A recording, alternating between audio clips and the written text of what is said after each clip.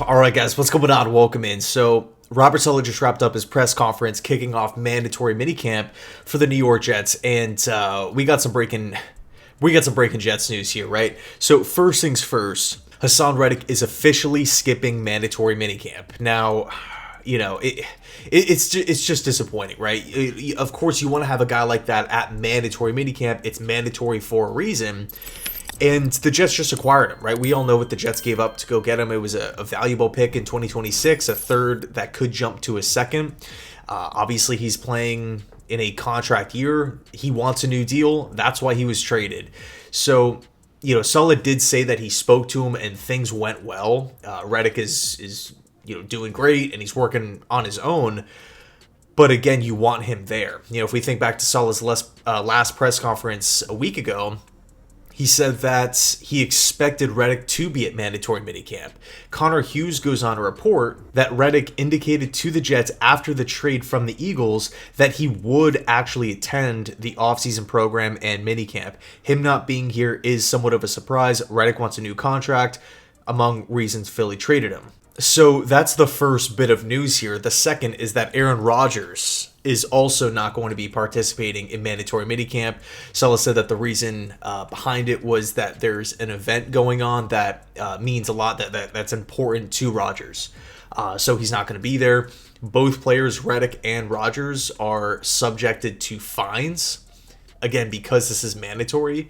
So, here's the deal. We don't really know why Rodgers, what the event is, so I don't want to dive, speculate and assume too much of anything, right? Again, we just have no clue at this point.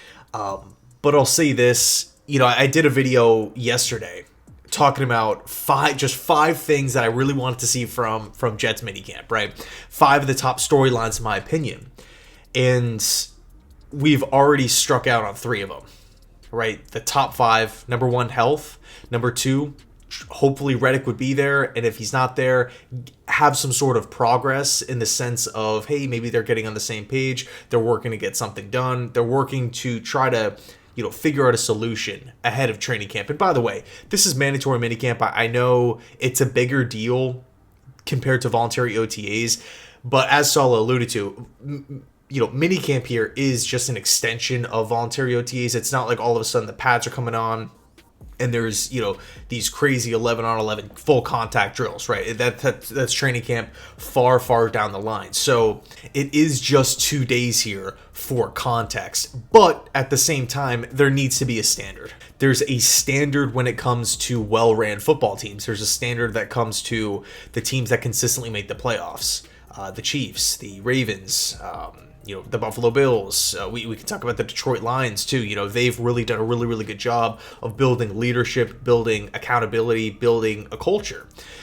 So again, there has to be a standard here. And again, going back to the video that I did yesterday, the five key points: health, Reddick trying to find out some sort of a solution. Number 3, getting the young players on the right track, right? Just continuing to see them grow and develop, putting them in positions to have success. We can talk about Quantez Stiggers. We can talk about Olu Fashanu, the 2 young running backs, Braylon Allen, Isaiah Davis. Get Eric Watts, see if he continues to turn heads. McGregor, the defensive end for Michigan, has really been making noise in voluntary OTAs. Can he continue moving in that same direction? Number 4, the whole Hackett-Rodgers dynamic, right? Getting the offense on the same page. Now, look, is Rodgers getting worse at the quarterback position because he's missing 2 days mandatory minicamp? No. It's not going to impact him in the slightest, just being real. But, again, there's a standard. I bet you if I go on every other team's social media, the other 31 starting quarterbacks are going to be there. So, without Rodgers there, the Jets are now turning to Tyrod Taylor, so good opportunity for him to get, some snaps with the ones. He can roll with the first team, which is sweet. I love Tyrod Taylor. I'm a big fan. But in a perfect world, I would like to have seen Rodgers there where Hackett and A-Rod can just continue to work.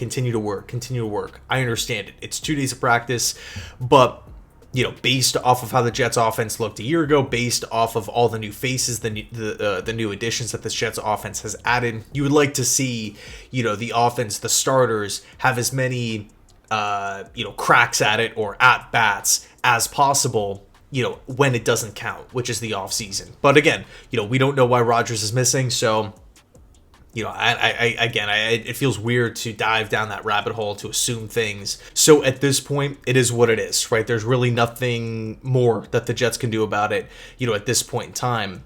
And then, of course, the fifth thing on that list was distraction free. Let's just get through these. Really, minicamp is 3 days, but for the Jets, it's 2 days. Let's just get through these 2 days. Distraction free. Let's stay out of the headlines. Let's fly under the radar. I'm really liking the approach that the Jets have this offseason, which is kind of the opposite to last year, which was we're going to talk about the Super Bowl. We're going to talk about other teams constantly. We're going to, appear on Hard Knocks. That wasn't, of course, our decision, the Jets' decision. It was forced upon the Jets, unfortunately. But, there's TV segments every single day talking about Rodgers, talking about Saleh, talking about Hackett, talking about the Jets, win-loss, how far of a playoff push. We all remember the hype last year, right? All the former Green Bay Packers players, Cobb, Lazard, Billy Turner, Tim Boyle, Hackett, all these different guys, Adrian Amos. This year, I like the more chill approach, the under the radar. We're not going to hype ourselves up. We're not going to, beat our chest and, announce to the rest of the NFL, to the world, continually how great we are. Let's just keep our head down and work. No distractions. But we're sitting here right now with two of the biggest storylines. I would say 2 out of the top 3 biggest storylines of the day coming out of minicamp. Maybe the other is probably T. Higgins holding out, but that was expected. Everybody knows he's not going to be there. Why? Because he did not sign his tag. But the Reddick thing is crazy to me because, you got to think if you're Joe Douglas, Reddick is not just going to... Reddick had no issues with Philadelphia Eagles teammates or coaches or the organization or anything. He just wanted a new deal. And the Eagles didn't feel comfortable with that. They signed Bryce Huff. They turn around and give Bryce Huff, the player that the Jets let walk, the best statistical pass rusher that we had a year ago. They turn around and give him the money, not even making him a top 10, top 12 pass rusher. And then the Eagles trade him to the Jets. Was there this expectation that Reddick was just going to play on this expiring contract and everything was going to be fine? You can argue this is Reddick's last opportunity to cash in on a bigger contract. So to me, the writing was on the wall once that trade kicked off, right? At that point in time, we already let Bryce Huff walk. He was already signed. We trade for Reddick on the expiring deal. Everybody in the world knows he wants a bigger contract. The assumption was, okay, the Jets are just going to give him that bigger deal. And to be honest, Reddick is a better pass rusher right now than Bryce Huff is. That's totally fair to say. He's been more consistent. He has more production. He's older. You kind of feel like the Jets, Saleh, Ulbrich, a great defensive-minded staff, know what they're doing when it comes to the defensive side of the football. But when asked about it today, Saleh said that, going back to the classic, it's a Joe Douglas question. It's a Joe Douglas question. And then you have this Connor Hughes report talking about that Reddick told the Jets that he is going to attend the offseason program at minicamp, but now is not there. So what changed? What changed, if that's true? So anyway, let me know your thoughts down below in the comment section. No Rodgers, no Haason Reddick at mandatory minicamp. Again, both players will be fined. Breece Hall isn't practicing today. Saleh touched a little bit on the whole Keith Carter situation, essentially just, hyping him up, raving about him, saying that he's working at becoming a better coach. So, yeah, we'll see how it plays out. Anyway, let me know your thoughts down below in the comment section. Thanks so much for watching, and as always, go Jets.